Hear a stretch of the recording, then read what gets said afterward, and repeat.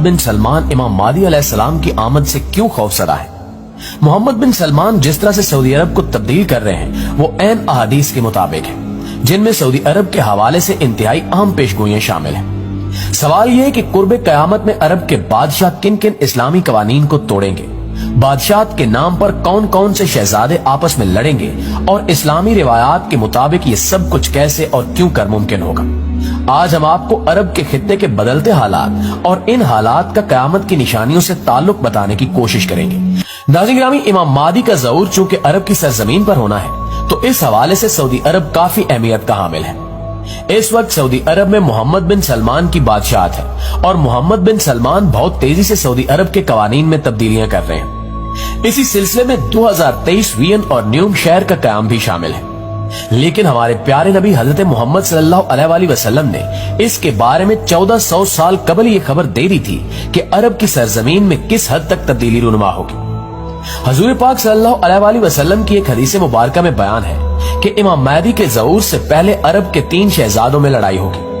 आप ये जानकर शिश्तर रह जाएंगे कि इस वक्त सऊदी अरब के 3 शहजादे हैं जो कि ताजो तख्त हासिल करने के लिए खुद को अहल समझ रहे हैं और मोहम्मद बिन सलमान ने खाना जंगी से बचने के लिए इनको अहम ओहदों पर तैनात भी कर रखा है। उलमा के नजदीक हदीस में जिन 3 शहजादों की लड़ाई का जिक्र आया है मुमकिन है वो मौजूदा दौर के सऊदी शहजादे ही हों।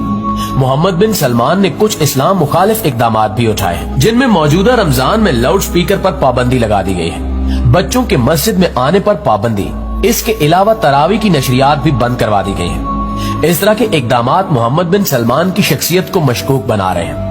मुद्दा यह है कि इमाम मादी का ज़हूर होता है तो सऊदी शहजादे को अपने ओहदे से बर्खास्त होना पड़ेगा, क्योंकि जब इमाम मादी का ज़हूर होगा तो सब मुसलमान इमाम मादी को अपना रहनुमा और बादशाह मान लेंगे। दोस्तों, यूं तो नबी पाक सल्लल्लाहु अलैहि वसल्लम ने कयामत की बहुत सारी निशानियां बयान की हैं, जिनमें एक हदीस मुबारक ये भी है कि ऊंटों और बकरियों के चरवाहे बरिना बदन और नंगे पांव होंगे। वो एक दूसरे से मुकाबला करते हुए लंबी लंबी इमारतें बनाएंगे और फख्र करेंगे। आज अकल हैरत ज़दा है कि सऊदी अरब के शहर रियाज को ही देख लें। फलक बोस इमारत जा बजा सर उठाए खड़ी हैं और बुलंदो बाला इमारतों का ये मुकाबला आज अपने अरूज पर पहुंच चुका है।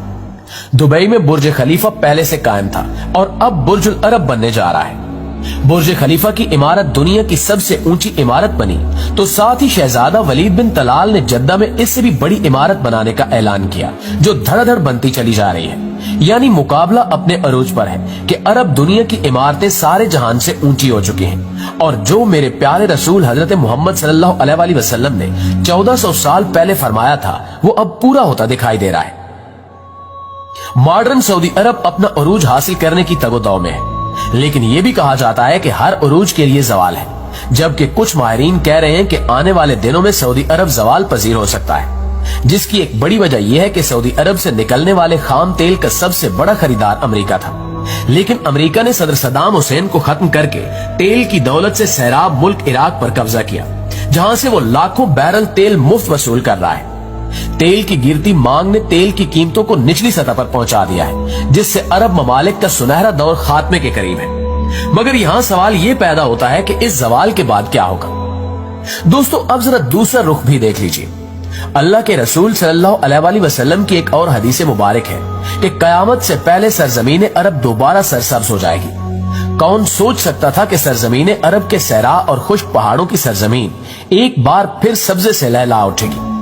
जदीद टेक्नोलॉजी के पेश नजर पूरी दुनिया में ग्लोबल वार्मिंग और मौसमियाती तब्दीलियां रुनुमा हो रही हैं। नतीजा ये निकला है कि सऊदी अरब में बेमौसम बारिशें होना शुरू हो गई हैं।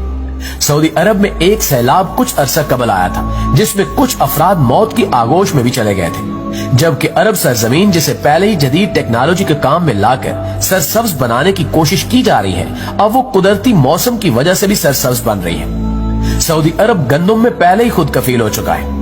अब वहां खुश्क पहाड़ों पर बारिशों की वजह से सब्जा होना शुरू हो गया है। बारिशों की वजह से आखिरकार हुकूमत को डैम बनाना होंगे, जिससे पानी की नहरें निकलेंगी, इससे हरियाली होगी, फसलें लहलहा उठेंगी और यूं ये पेशगोई भी अपने तकमील के मराइल से गुजरने जा रही है। जो हमारे हजूर नबी करीम सल्लल्लाहु अलैहि वसल्लम ने फरमाया था उसे हम अपनी आंखों से देखते जा रहे हैं। अगर अहादीस मुबारका पर गौर करें तो मशरिक वुस्ता के जवाल का आगाज मुल्क शाम से शुरू हुआ।